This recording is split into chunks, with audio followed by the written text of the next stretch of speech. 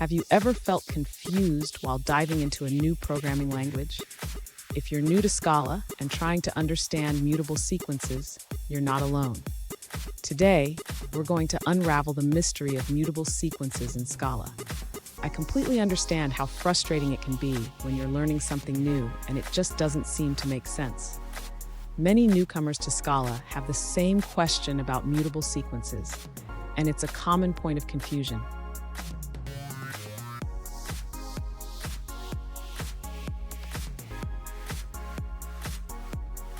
Here's the specific question we're addressing today.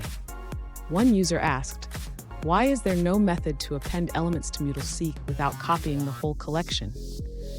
They were surprised to find that while Mutable.Seq doesn't have a plus equals method, Mutable Buffer does. Sound familiar? Let's explore this together.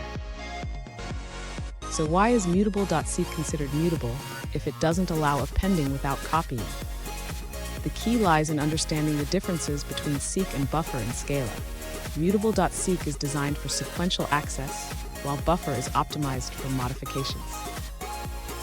And stick around. At the end of this video, I'll share a quick tip on how to choose the right collection type for your needs in Scala. To understand mutable sequences in Scala, the user should first know that mutable collections allow for modification without creating a new instance. However, mutable sequences do not directly support appending elements like some other mutable collections do. Instead of using the plus equals method, the user can utilize a mutable buffer. Buffers are a type of mutable collection that allows for efficient appending of elements. To create a mutable buffer, the user can import the mutable package and then instantiate a buffer. This will enable them to add elements without copying the entire collection.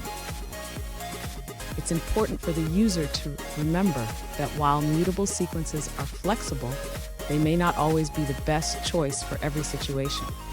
Understanding when to use them is key to effective programming in Scala. Fun fact, Scala was designed to be concise and expressive, but even the best languages have their quirks.